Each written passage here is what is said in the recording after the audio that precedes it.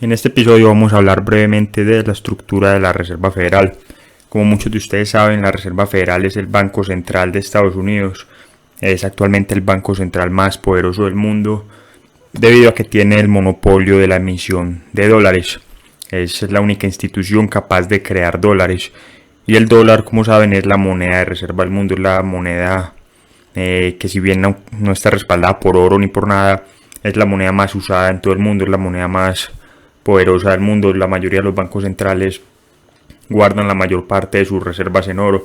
Entonces, en este episodio vamos a hablar un poquito de la Reserva Federal, de su estructura y de un par de funciones que se suponía que debía cumplir y que cumple en la actualidad. No vamos a hablar de todo de la Reserva Federal porque sería un episodio muy complejo. Lo más seguro es que en el futuro hagamos más episodios de este tema para tratar muchas más cosas que no vamos a poder tratar aquí. Vamos a tratar de crear un episodio cortico. Tal vez nos excedamos de los 5 minutos, pero vamos a comenzar a dar una introducción para los que no conocen muy bien la Reserva Federal y cuáles se suponen que son sus funciones. Como muchos de ustedes saben, de pronto conocen la historia de cómo fue fundada la Reserva Federal. De pronto han leído el libro de The Creator of Jekyll Island. Jekyll Island era un club privado donde se reunían las personas más influyentes y poderosas del mundo. Era una propiedad perteneciente a JP Morgan, uno de los banqueros internacionales más poderosos y influyentes de la historia. Y allá fue donde básicamente se fundó la Reserva Federal. Es una historia muy interesante, seguramente en otro episodio hablaremos más de ella. Básicamente 5 o 6 de las personas más ricas y poderosas del mundo tomaron un tren privado a escondidas y se fueron a reunir a esta mansión, a esta propiedad de JP Morgan, para discutir la creación de un banco central en Estados Unidos. Antes de la Reserva Federal ya habían existido varios bancos centrales. Todos habían sido abolidos porque todos habían hecho lo mismo que han hecho los bancos centrales a lo largo de la historia, que es básicamente imprimir dinero, causar inflación y robarle a la gente el poder adquisitivo de sus ahorros. Así que estos banqueros tuvieron que reunirse en secreto para discutir cómo iban a crear un banco central, un nuevo banco central, cómo iban a presentárselo al Congreso y al público para que no creyeran que era un banco central como los anteriores. El primer banco de los Estados Unidos, el segundo banco de los Estados Unidos, y estos fueron los nombres de los bancos centrales anteriores. Entonces querían presentarlo de una forma diferente. Hicieron un par de cosas, hicieron un par de cambios en la ley, y lo más importante que hicieron fue el nombre. Para engañar al público lo llamaron Reserva Federal, Banco de la Reserva Federal. Es una completa mentira. Primero que nada, no es un banco. Segundo, no tiene ninguna reserva, no tiene dinero. Lo único que hace es crear dinero, pero de por sí no tiene dinero porque no produce nada. Lo único que tiene la Reserva Federal es una imprenta, o en la actualidad simplemente se sienta en una pantalla en un computador y crea dinero electrónicamente. En la antigüedad sí era una imprenta, literalmente hablando. Hoy en día lo único que hace es crear dígitos en una pantalla y eso es dinero. Entonces no es un banco, no es una reserva y tampoco es federal. Es una corporación privada perteneciente a los bancos miembros, y estos bancos miembros a la vez son propiedad de algunas de las personas más ricas del mundo, de accionistas privados. Entonces vamos a comenzar hablando sobre las funciones principales de la Reserva Federal. Como vamos a ver aquí en este episodio, la Reserva Federal fue creada para desempeñar diferentes funciones, pero con el paso del tiempo se fue alejando de esas funciones iniciales que se suponía debía cumplir. Y aquí vamos a hablar brevemente de esto. Entonces, la primera función que tenía la Reserva Federal en ese entonces era proporcionar una moneda uniforme y canjeable. Esta moneda que iba a proporcionar la Reserva Federal iba a ser respaldada en una proporción por oro. Si bien no era 100% respaldada por oro en ese entonces, sí era alrededor de un 40% respaldada en oro, no como en la actualidad, donde la Reserva Federal básicamente puede imprimir dinero a su antojo sin tener ningún tipo de respaldo real. El único respaldo son los bonos del Tesoro de Estados Unidos y otro tipo de instrumentos de deuda. Pero eso es básicamente lo que hacen los bancos centrales en el mundo en la actualidad. No necesitan respaldar su moneda con oro, como si tenían que estar respaldadas en un principio. Cuando se iniciaron, cuando el mundo seguía un patrón oro, los bancos por obligación tenían que tener una proporción de los billetes en circulación respaldados por oro. Pero esto con el tiempo fue desapareciendo hasta que En 1971 Richard Nixon abandonó definitivamente el patrón oro y el mundo entero lo siguió, el mundo entero abandonó el oro. Entonces al principio, cuando se inició la Reserva Federal, los billetes originales que tenían ahí impresos, que eran notas de la Reserva Federal, en el billete mismo decía eso, en la actualidad también dice eso, son notas de la Reserva Federal, en ese entonces fueron respaldados por oro y por lo tanto se podían redimir por este metal. Es decir, las personas podían ir a un banco de la Reserva Federal, a una sucursal, y podían intercambiar su dinero por oro. Antes de que la Reserva Federal existiera, habían bancos en todo el país que emitían sus propios billetes. Esto era muy problemático para las personas, porque un banco en San Francisco, por ejemplo, habían demasiados bancos, el negocio bancario en Estados Unidos era muy competitivo, entonces los bancos en San Francisco imprimían dinero, entonces las personas iban a otro estado, pues los bancos en California es el estado, entonces los bancos en California imprimían su propio dinero, sus propias notas, entonces las personas en California iban, por ejemplo, a otro estado, iban a Nueva York, y entonces era un problema porque a veces los bancos en Nueva York no aceptaban esas notas, era complicado, las personas no aceptaban esas notas, ese dinero, porque por lo general solo servían en un estado, pues era difícil comerciar en otros estados, entonces esto era un problema. Esta también fue una de las razones por las que se inició la Reserva Federal, para que fuera más conveniente para la gente hacer negocios, para que solamente hubiera una moneda en todo el país. Entonces, al tener un banco central que se encargara de toda la emisión de los billetes y de distribuirlos a los bancos de todo el país, entonces las personas ya con esto podrían tener una moneda uniforme que podían usar en todo el territorio y que sería reconocible por todos. Ahora era más fácil hacer negocios con una sola moneda. En la actualidad habían muchas monedas, cada banco tenía su propia moneda y cada moneda de estas era respaldada un porcentaje en oro. Entonces los bancos sí podían imprimir esas monedas, pero era muy complejo para los comerciantes, para las personas cuando viajaban. La Reserva Federal también, cuando fue creada, se suponía que iba a mejorar la calidad del dinero y en cierta medida lo hizo, al menos al principio. Como dijimos, los billetes de la Reserva Federal tenían que estar respaldados en un 40% en oro. Ahora, ¿qué significa esto? Significa que si hay $1.000.000 en circulación, $400.000 estaban respaldados en oro, el resto no. Pero si una persona iba, por ejemplo, con $2.000 al banco y lo redimía por oro, obtenía $2.000 en oro. Las personas que de pronto han leído un poco sobre la banca o sobre nuestro libro que explica sobre banca central, 4 casas verdes, un hotel rojo, saben que en el negocio bancario los banqueros no esperan que todas las personas vayan al mismo tiempo al banco a exigir su oro. Ellos saben que en un momento dado solamente el 10, ni siquiera el 10 menos, un 5, 10, bueno, máximo 10% de personas van al banco a redimir su oro. Por lo tanto, no tienen necesidad de respaldar todo el dinero en oro, porque solo un porcentaje de personas van a exigir su oro. Las personas prefieren por lo general el papel, es más fácil comerciar con papel, es más fácil cuidar el papel, almacenarlo y ese tipo de cosas. El oro a veces es más complejo en ese momento. Entonces los bancos no tenían todos sus billetes respaldados, solo un porcentaje, pero las personas que iban a redimir su dinero por oro recibían la totalidad del oro. Si iban a redimir $1.000, recibían $1.000 en oro y así. Y lo bueno en ese momento de la Reserva Federal es que esas reservas que tenían de oro eran de una mejor calidad que las que tenían antes los bancos que emitían sus propios billetes. Entonces estas son dos funciones iniciales muy importantes con las cuales se inició la Reserva Federal. Sin embargo, hay una tercera función que es también muy importante y que a veces es que confunde a muchas personas, que es crear una oferta de dinero más elástica. Esta fue una de las funciones que tenía la Fed al principio, crear una oferta de dinero más elástica. Esta palabra elástica era muy usada en ese entonces y es muy usada en la actualidad por muchos economistas y banqueros centrales. Y lo que quería decir esta palabra es que a medida que la economía se expandiera, la oferta monetaria, es decir, la cantidad de dinero en circulación, podía crecer. Es decir, si la economía está creciendo, el Banco Central podía facilitar sus condiciones de crédito, podía imprimir más dinero, podía otorgar más préstamos y podía ayudar a esa expansión, podía expandir la oferta monetaria, es decir, la cantidad de dinero en circulación a medida que la economía se expandiera. Y luego, a medida que la economía se comenzara a contraer, es decir, a medida que se creara una burbuja y comenzara a mostrar signos de colapso a medida que la economía comenzara a desacelerarse, la oferta monetaria podía reducirse. Eso es lo que significa elástica.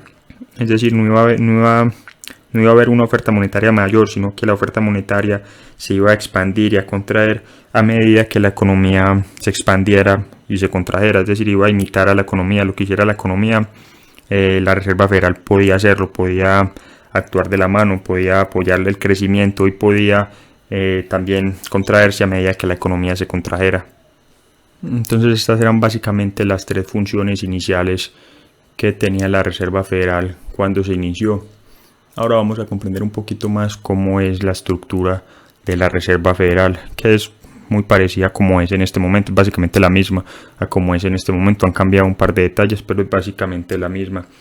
La estructura de la Reserva Federal cuenta con básicamente un sistema de bancos miembros que están ubicados en varias ciudades de Estados Unidos, es decir, en cada ciudad determinada, en cada ciudad clave, hay un banco de la Reserva Federal.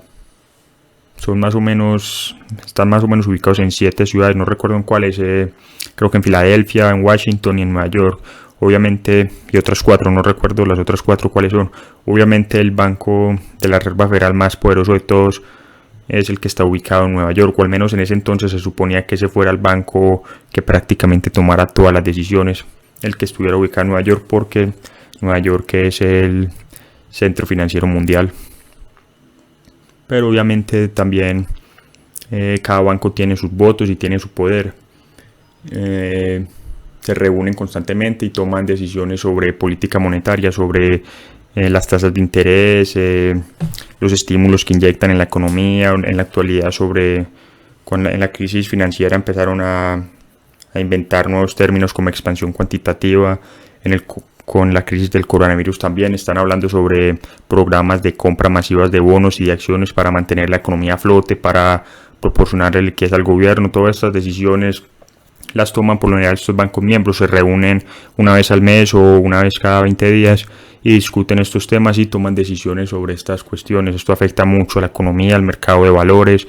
Estas decisiones pueden causar burbujas, pueden causar distorsiones en la economía, pueden afectar cuánto pagan las personas por sus casas, por sus hipotecas, por sus tarjetas de crédito, por sus préstamos estudiantiles. Estas personas básicamente afectan la vida de todos nosotros más que cualquier otra institución, más que cualquier otra persona. Son gente muy poderosa y sus reuniones por lo general son anónimas, son secretas, casi nadie conoce de estas.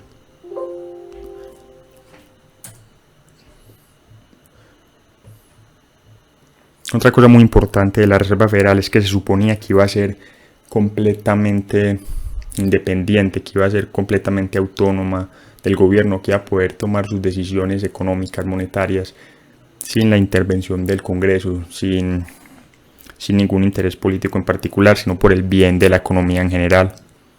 Como veremos en un segundo, la Reserva Federal hoy en día prácticamente actúa de la mano en el gobierno, prácticamente es la impresora privada del gobierno de los Estados Unidos, financia todos sus déficits y monetiza la deuda del tesoro para darle al Congreso dinero que puede usar para gastos sociales, guerra y todo ese tipo de cosas. La Reserva Federal hace eso hoy en día, eso lo vamos a ver en un segundo. Otra estructura importante de la Reserva Federal era que cada billete era redimible en oro, como ya dijimos, y representaba un pasivo para la Fed. Cada billete, cada nota de la Reserva Federal era básicamente una reclamación sobre el oro que se presumía tenía la Reserva Federal en sus bóvedas. Entonces, por lo tanto, era un pasivo para la Reserva Federal. Y en la actualidad, como es independiente del gobierno, la Reserva Federal no pertenece al gobierno, es federal solamente de nombre, realmente no es federal, es una empresa privada que paga dividendos a sus accionistas. En la página de la Reserva Federal incluso hablan de esto, se dice que pagan un 6% de dividendo garantizado a sus accionistas, que son las personas más poderosas del mundo, más ricas del mundo. Nadie sabe con exactitud quiénes son los accionistas que están detrás de la Reserva Federal, es decir, los accionistas son los bancos miembros, JP Morgan Chase, Goldman Sachs y este tipo de bancos, Bank of America, todos estos bancos, pero no se sabe bien quiénes son sus verdaderos dueños. Hay muchas sociedades limitadas, sociedades anónimas detrás de todo esto. Entonces es difícil llegar al fondo y saber quiénes son los verdaderos dueños. Probablemente son las mismas personas que acudieron a la reunión en Jekyll Island hace más de 100 años. La misma familia, son familias que han existido por 100, 200 años, son prácticamente dinastías, los Rockefeller, los Rothschild, los Morgan, los Warburg, son familias no solo estadounidenses sino europeas. Hay varios extranjeros detrás de la Reserva Federal. Pero bueno, así es la estructura de la Fed, así está conformada, así se conformó cuando la Fed nació en 1913. Y ahora vamos a ver cómo funciona más o menos la Fed en la actualidad. Obviamente la Reserva Federal es mucho más compleja de lo que vamos a hablar aquí brevemente, pero es para que se hagan básicamente a la idea. La Fed hoy en día, si vemos cómo está actuando en la actualidad, especialmente en los momentos de crisis, nos damos cuenta de que no actúa según el acto original. Lo más obvio y lo que está a la vista es que ya la Reserva Federal no tiene nada de oro. Es decir, si tiene oro, la Reserva Federal sí acumula oro como los demás bancos centrales del mundo, pero su oro no se usa como reserva de los billetes que imprime. Es decir, las personas no pueden ir a un banco como en la actualidad y cambiar sus billetes por oro. Ya eso no es redimible. Ya la Reserva Federal imprime dinero a su antojo. Eso es lo más lógico, pero comencemos a ver paso por paso cómo actúa la Reserva Federal en la actualidad. Lo primero y lo más importante es que no actúa independiente del gobierno. Si bien en los papeles la Reserva Federal no tiene obligación de hacer lo que el gobierno le diga, hoy en día actúa casi que de la mano del gobierno. Si el gobierno quiere endeudarse más, la Reserva Federal los complace. Si el gobierno quiere más dinero, la Reserva Federal se lo presta. Hoy no existe casi que esa independencia de la Reserva Federal. Le toca prácticamente seguir los caprichos del presidente de turno. Desafortunadamente la Reserva Federal se ha convertido nada más que en un motor de inflación y monetización de deuda. La Reserva Federal en este momento está actuando, es como una mano más del gobierno. Está haciendo exactamente lo que la ley original le prohibía que hiciera, que era monetizar la deuda. ¿Qué es monetizar la deuda? Es que el gobierno, el tesoro le vende un cheque a la Fed y la Fed crea dinero de la nada para comprar ese cheque. Ahora, cuando se termina ese proceso, el gobierno se endeuda más, es decir, los contribuyentes se endeudan más y el gobierno puede actuar tan irresponsablemente como quiera. Ese proceso causa mucha inflación y distorsiona mucho la economía. Eso baja las tasas de interés y eso tiene muchos efectos para el resto de las empresas y las personas. Entonces está actuando de una manera muy irresponsable. Gracias a la Reserva Federal, el gobierno ha podido financiar sus enormes déficits. Si la Reserva Federal no monetizara toda su deuda, el gobierno federal no estaría en la capacidad de gastar mucho más de lo que recaudan impuestos. Y como ya lo dijimos, la Fed hoy en día prácticamente es la mayor acreedora del gobierno de los Estados Unidos, monetiza toda su deuda y causa inflación. La inflación en Estados Unidos es altísima. Ahora, la inflación, al contrario de lo que nos dicen los banqueros centrales y los economistas hoy en día, no se mide por el IPC, por el aumento de los precios. El IPC es solo un efecto de la inflación. La inflación, por su definición, si ustedes cogen un diccionario viejo, un diccionario de 1930 o de los 50 o de los 60, se define como una expansión en la oferta monetaria o en el crédito, y deflación es una contracción de la oferta monetaria y del crédito. No dice nada de los precios, el aumento de los precios, es decir, los precios no se pueden inflar, los precios no se pueden expandir ni contraer, los precios simplemente suben y bajan. El aumento de los precios es simplemente un efecto de la inflación, un efecto de la expansión de la oferta monetaria. Entonces muchas personas hoy en día creen que Estados Unidos no tiene inflación, porque el IPC en Estados Unidos ha estado entre el 2 y 3%, entonces creen que la inflación está controlada. Pero esto no es así, simplemente no saben, no tienen la definición exacta de la inflación, que es una expansión de la oferta monetaria, y eso es lo único que ha hecho la Fed en el último tiempo. Lo único que ha hecho es imprimir dinero y expandir aún más la oferta monetaria. Esto es lo que ha causado la Reserva Federal por no actuar según el acta original. El acta original le prohibía monetizar la deuda, y eso es lo que está haciendo hoy en día y lo que lleva haciendo a pasos agigantados desde el 2008, desde la crisis.